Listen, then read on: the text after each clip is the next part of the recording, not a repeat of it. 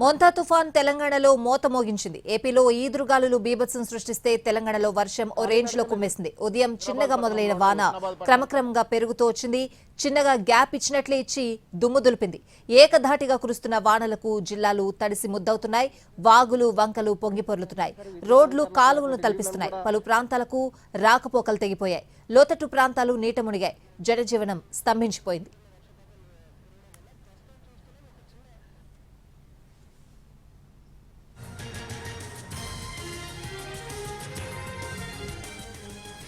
మోంతా తుఫాన్ తెలంగాణలో మోత మోగించింది. ఏపీలో ఈదురుగాలులు బీభత్సం సృష్టిస్తే తెలంగాణలో వర్షం ఓ రేంజ్ లో కుమ్మేసింది. ఉదయం చిన్నగా మొదలైన వాన క్రమక్రమంగా పెరుగుతూ వచ్చింది.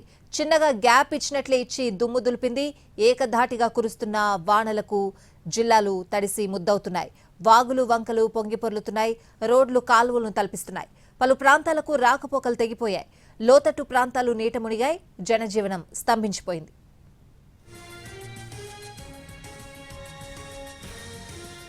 ఉమ్మడి వరంగల్ జిల్లాలపై మోంతా తుఫాన్ తీవ్ర ప్రభావం ఉంది. వరంగల్, హన్మకొండ, మహబూబాబాద్, ములుగు జిల్లాల్లో కుండపోత కురుస్తోంది.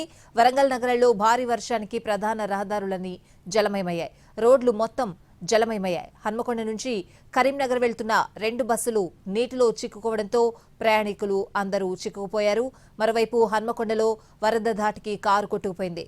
పరకాల పట్టణంలోని శ్రీభవాని కుంకుమేశ్వర స్వామి ఆలయ పరిధిలో కార్తీక మహారుద్రయాగ నిర్వహణ కోసం యాగశాల ఏర్పాటు వర్షానికి కూలిపోయింది. మోంతా తుఫాన్ ప్రభావంతో వరంగల్, హన్మకొండ జిల్లాలకు భారీ వర్షం ముప్పు పొంచి ఉంది.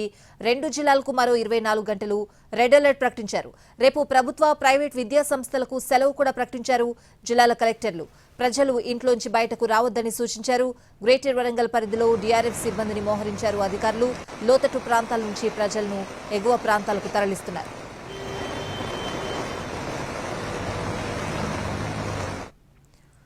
మహబూబాబాద్ జిల్లాలో భారీ వర్షాల కారణంగా డోర్నకల్ రైల్వే స్టేషన్ సమీపంలో రైల్వే ట్రాక్ పై నీరు చేరింది. దాంతో గోల్కొండ ఎక్స్ప్రెస్ ను డోర్నకల్ స్టేషన్లో, కృష్ణా ఎక్స్ప్రెస్ ను మహబూబాబాద్ స్టేషన్లో నిలిపివేశారు. నెల్లికుదురు, మహబూబాబాద్ రోడ్లో చెట్లు పడిపోయాయి. ప్రయాణికులను బస్సులో తరలించారు.